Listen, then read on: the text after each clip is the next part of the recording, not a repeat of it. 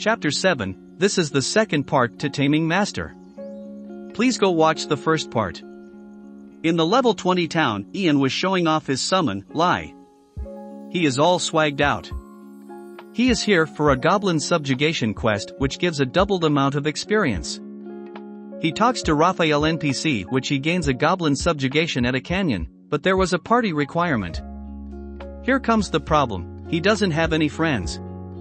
Just kidding, none of his friends are level 40 within the guild, so he put off the party quest for a solo quest to kill Goblin scouts. Upon joining the guild, everyone was surprised at Ian's pace at leveling. He asks if anyone is around level 40 because Ian wants to do the Goblin party quest, he just wants someone who can pull their weight and let Ian carry them. Carwin has the best response here, Ian wants to get carried, not carrying.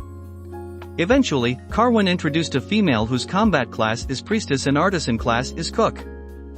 Ian settled with her because he just wanted someone to fill the head count, not really about their combat skills. Anyways, to the action, Ian and Lai arrived at a hunting ground, but Lai was giving the silent treatment from Ian's comment earlier.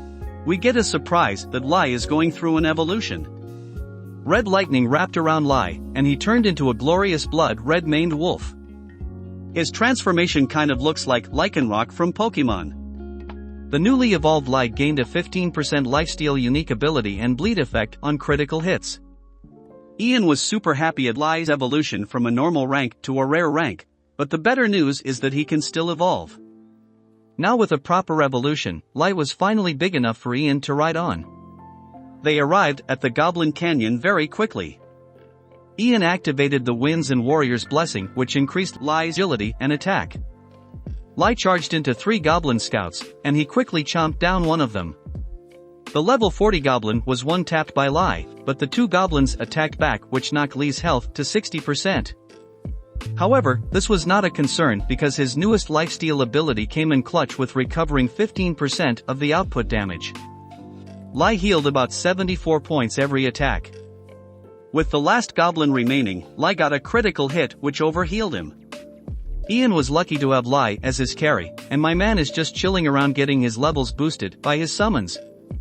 Suddenly, Ian got a text from Carwin and told her that Heron, the female cook, was online. Ian arrived at the meeting location of the blacksmith where he met Heron. She got a quest from a prestigious chef which she needed to clear the Goblin subjugation to enter the castle. We get to learn that she is majoring in culinary arts which makes her artisan class level quicker due to practical experience. Ian asks for a delicious dish for next time and Heron agrees to it. The manga is really laying it thick here, Heron is definitely the main ship. With the party assembled, Ian went ahead to accept the quest, and he shows off his summon to Heron. She was interested in seeing the server's first rare wolf and offered a meat dish to Lai. Lucky Lai. He got a well-cooked steak. Once Lai consumed it, it gave 200 vitality increases for 20 minutes. This was incredible, and we learned that Heron's cooking level has reached advanced where the food she cooked gives a buff. It was a great discovery for Ian, so he made sure to stay in contact with her for the future. Ian embarrassedly asked if there was any food for him, but he got shot down like a bird. However, Ian made sure that he would get her dishes in the future.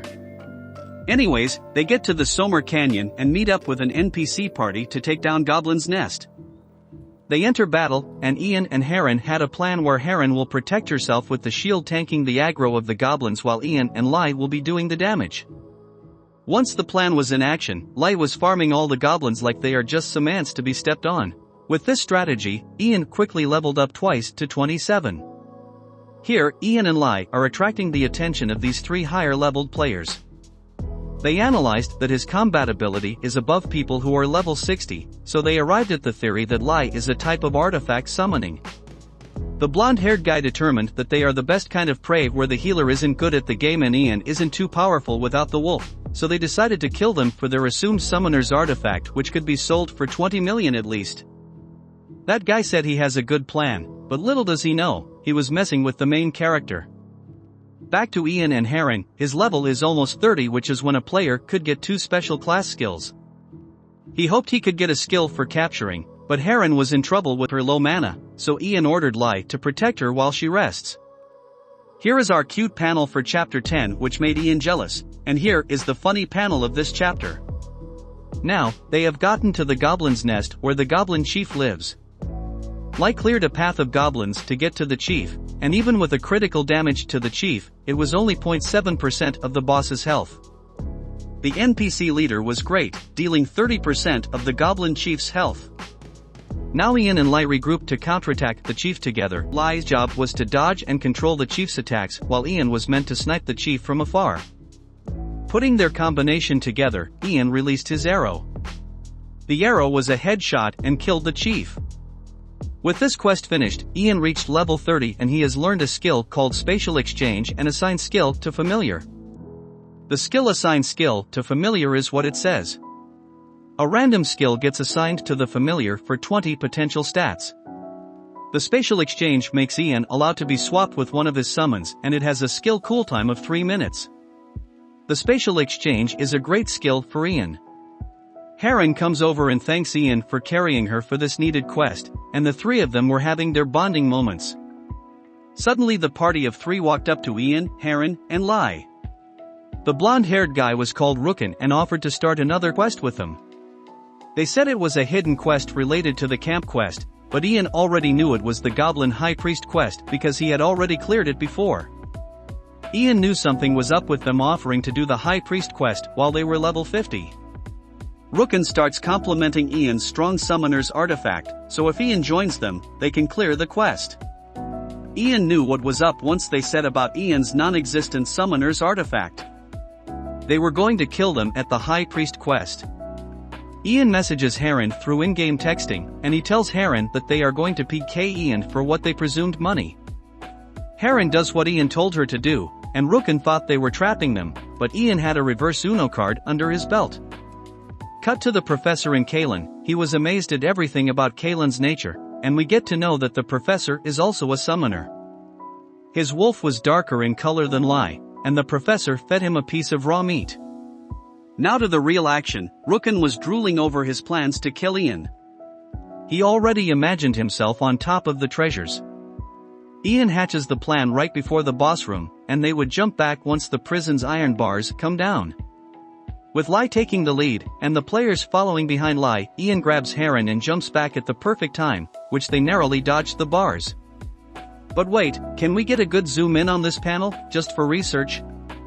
I would like to ask the viewer's expert opinion on this, comment down below. Anyways, Rookin was surprised at their actions, but Ian said their plans back to them, so he ordered Lai to bite their damage carry which did 32% of his health. Lai is overpowered, a level 30-ish summon dealing 30% of a level 50 player's health. Ian immediately cancelled his summon after the bite. Now the three of them would have a hard time dealing with the raid. Ian sits down, happily spectating a show that was about to be put on. Rookin keeps talking trash while they are taking down the boss, and Ian comes back with a fourth wall breaker. No third-rate villain has succeeded after that line, and it is true. The villains should just stop saying those lines. The party of three were doing pretty well until Heron casted Winds and Berserker's Blessing on the raid monsters. I would have to say, no virtual reality game MANHWA has done that before. This is interesting. Of course, they die to the monsters. Now Ian and Heron were back at the town with newly acquired loot. They are going to sell the players' loot, and here is the cute picture of the miniature version of them. Once the items were sold, they got 660,000 gold, and we get to know a mysterious rock item that one of them dropped. This item is going to be used in the future for something, I just know it. They meet up with Raphael and Ian gets 56,000 gold and enough experience for him to level up 3 times. That's an insane amount of experience. Ian also turns in the High Priest Goblin necklace which makes him level up again. You thought now it is over? No, this is the main character we are talking about. Of course, he is going to get more. Raphael is really riding the main character train.